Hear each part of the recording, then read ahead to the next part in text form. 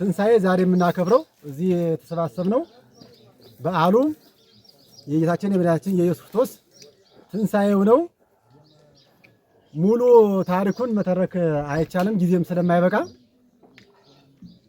ያለንበት ሁኔታ ለማስረዳት ጌታችን መድኃኒታችን ኢየሱስ ክርስቶስ በዚህ ምድር ላይ 3 ዓመት ከ6 ወር እየዞረ ካስተማረ በኋላ የሚሆነ አዳምን ነፃ ለማውጣት በገባው ቃል ኪዳን መሰረት መጀመሪያ አዳም ዕፀ በለስን በልቶ በተሳሳተ ጊዜ ወደ ምድረ ፋይድ በወረደ ጊዜ ከልጅ ልጅህ በተወልጄ በ5500 ዘመን ከልጅ ልጅ ተወልጄ አድንሃለሁ ብሎ ወልድ ከሶስቱ አካል አንዱ ወልድ ወይም ቃል ወይም ኢየሱስ ክርስቶስ በተለየ አካሉ በገባው ቃል ኪዳን መሰረት ከእመቤታችን ከቅድስት ድንግል ማርያም በአጭር ቁመት በጠባብ ደረት ተወስኖ ከሰማያ ሰማያት ወርዶ ከእመቤታችን ከቅድስት ድንግል ማርያም ተወልዶ በዚህ ዓለም ዞሮ አስተምሮ ተጠምቆ ጥቂት በጥቂት ካደገ በኋላ ከኃጢአት በስተቀር ሁሉንም የሰው ልጅ የሚሰራውን ስራ ሰርቶ ለእናቱ ለእመቤታችን ለቅድስት ድንግል ማርያም ታዝዞ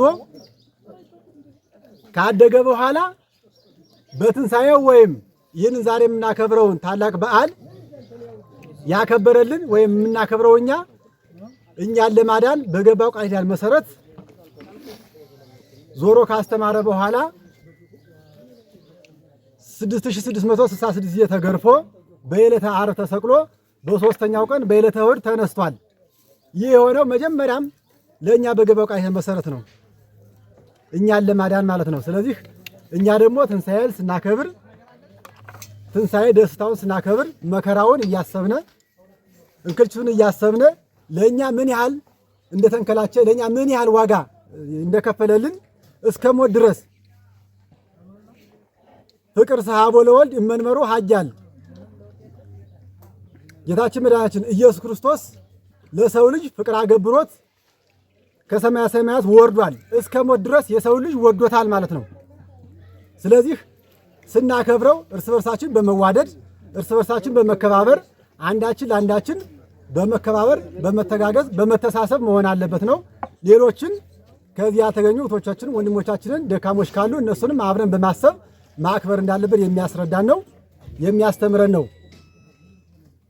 ትግላችን ደግሞ እንደዚሁ በዚህ ትንሣኤ በዓል ድል ነስቶ ጌታችን መድኃኒታችን ኢየሱስ ክርስቶስ ሰይጣንን ወይም ዲያብሎስን ድል ነስቶ ወይም መቃብርን በሶስተኛው ቀን ከሙታን ተለይቶ መቃብርን ድል ነስቶ እንደተነሳ እኛም ይህንን የመጣብንን አብይ አህመድ ያመጣብንን ጠላታችንን ድል የምንነሳበት ድል ነስተን ወደ መጨረሻው በተስፋ የምንጠባበቃትን 4 ኪሎ የምንገባበትን ድል እያሰብነ መሆን እንዳለበት የሚያስረዳን ነው።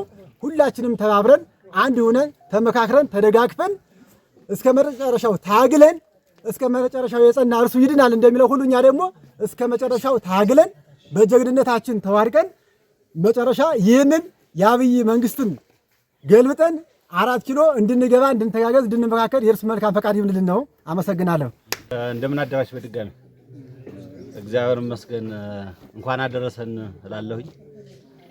ምናልባት ይህንን በዓል ስናከብር እንግዲህ በዓሉን ድምቀቱንም ያደረገልን በተለይም የጀመርነውን ትግል የአማራ ሕዝብ ከህልውና አደጋ ነፃ ሆኖ ሁለንተናዊ የሀገር ባለቤትነቱ እንዲረጋገጥ ነው ዋና ዓላማው።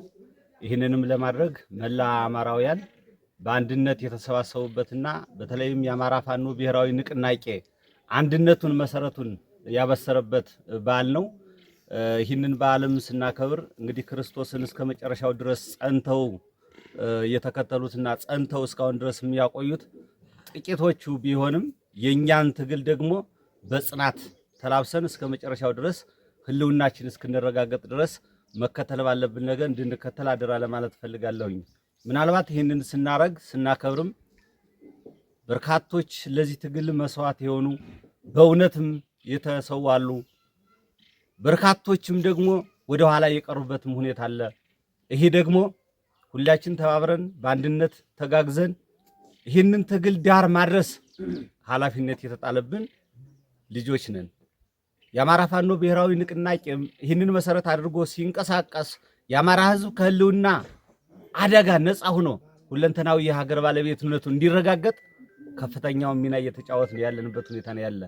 ይህንን ለማድረግ ሁላችንም በአንድነት መቆም፣ በአንድነት መጽናት፣ የሀገር ባለቤትነቱ ስሜቱን ተላብሰንም በጋራ መቆም ባለብን ልክ በጋራ እንድንቆም አደራ ለማለት ፈልጋለሁ። በድጋሚ እንኳን አደረሰን፣ እንኳን አደረሳችሁ። አመሰግናለሁ። አመሰግናለሁ። በመጀመሪያ እንኳን ለትንሳኤ በዓል በሰላም አደረሰን አደረሳችሁ ማለት ፈልጋለሁ። ከዚህ በመቀጠል እንግዲህ ይህ ትግል የነጻነት ትግል ነው፣ የህልውና ትግል ነው። ልክ ክርስቶስ አዳምን ነጻ እንዳወጣው ሁሉ እኛም የኛን ትውልድ ነጻ እናወጣለን ብለን ነው ምንኳትነውና ትግሉ ዳር እንዲደርስ ሁላችንም በየድርሻችን እየኳተን ነው። ቀጣይም እንኳትናለን። ያለፉ ጀግኖቻችንም በቅርብም ያለፉ በፊትም ያለፉ ጀግኖቻችን እንግዲህ ስማቸው ከመቃብር ላይ ነው። ነፍሳቸውን ማጸደ ገነት ያግባልን። እነሱ ወደኛ አይመጡም፣ እኛ ወደ እነሱ መሄዳችን አይቀርም። ትግሉም ጫፍ መድረሱ አይቀርም። ይህ የብልጽግና መራሹ አገዛዝ መውደቁም አይቀርም። ኦልሞስት ወድቋልን ብለን ነው የምናስብ። እኛ እንዳጋጣሚ ሆኖ መንግስትም ሆነናል ማለት ነው። ጠቅላላ ባለ መልኩ ግን 4 ኪሎን ለመያዝ ይህንን የቁራ መንግስት አስወግደን ወደ ትክክለኛው ሀገራችንን አዲስ ሀገር ለመገንባትም ምክንያቱም አሁን ያለችው ኢትዮጵያ የተበጣጠሰች ናት። አማራም በየቦታው እንግዲህ የወጣንበት ዋናው ዓላማ ህዝባችን ነው። ህዝባችን ቀይ መስመራችን ነው። በእርግጥም ፋኖ ህዝባችንን ያከብራል። እንዲህ አድርጎ የሚያውለንም ህዝባችን ነው። ህዝባችንን ማመስገን ይገባናል። እንኳን አደረሳችሁ ማለት ፈልጋለሁኝ።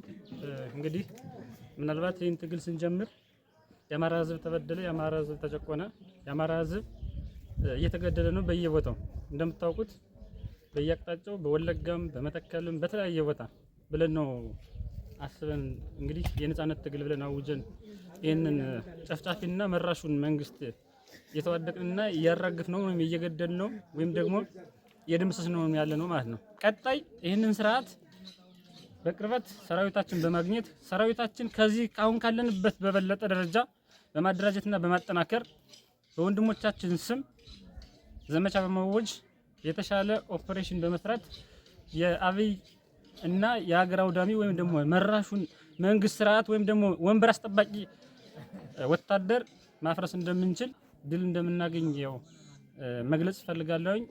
ይህንን ስርዓት የምናስወግድበትና አገረ መንግስት መስርተን ሁሉን አቀፍ እንደ አማራ ሳይሆን ምናልባት እኛውን እየታገልን ያለው እንደ ክልል አማራ ተጨፈጨፈ፣ አማራ ተበደለ፣ አማራ የሆነ ነገር ሆነ ብለን ነው አይደለ? ስለዚህ ቀጣይ ግን ኢትዮጵያ የምትለውን ሀገር መስርተን ሁሉም ብሔር ብሔረሰብ ያሳተፈ አገረ መንግስት መስርተን አገር የምንመራበትን ሁኔታ እንፈጥራለን ነውና ድል እናመጣለን የሚል ሀሳብ ነው የሚችለው። በድጋሚ መልካም በዓል ማለት ፈልጋለሁ። እንኳን አደረሰን። ዘር መስከን እንኳን አደረሳችሁ ነው የምለው። ምናልባት እኔ ላስተላልፈው የምችል መልእክት እንኳን አጠር ያለች ናት የምትሆነው። ምናልባት በሌሎች ጓዶች ተገለጸ ስለሆነ መጀመሪያ ለክብር ለሰማዕታት እነሱ ሞተው እነሱ ወድቀው እኛን ላጸኑ ላቆዩ ጀግኖች ይሁን ልንምለው። ብዙ ጀግኖችን አጠናል። እነዛን ጀግኖች ማጽናትም ማበርታትም ማቆየትም የምንችለው እነሱን በመተካት ስለሆነ ምናልባትም አዲስ ሰራዊት በማፍራት ቤታችን በማጎልበት ነገ ሰራዊታችንን በማጀገን በማደራጀት በማጠንከር ቤታችንን ምሰሶ እንዲኖረው በማድረግ ስልጠናውን ብንቀላቀል ሁላችንም በተለይ በየክፍላችን በየዘርፋችን አምራችንን አፕዴት ብናደርገው ብናሳድገው የሚል ሐሳብ አለኝ። ሲደመር በየተቋሙ እስካሁን ድረስ የቆዩ ታጋዮቻችንም አሉ። ነገ ሀገረ መንግስትን ተረክበን ወደ ተቋማችን ስንገባ ይሄ ሰራዊት ነው እኛ ዘኑ የምንቀጥል ሰራዊት ነው መንግስት ነው የሚቀጥለውና የመንግስት ሰራዊትም ሆኖ የሚቀጥለው። ስለዚህ ራሱን ዝግጁ ማድረግ ባለበት ልክ ዝግጁ እንዲሆን ሁላችንም ድርሻችንን ተወጠን ብንሰራ የሚል ሐሳብ አለኝ። አመሰግናለሁ።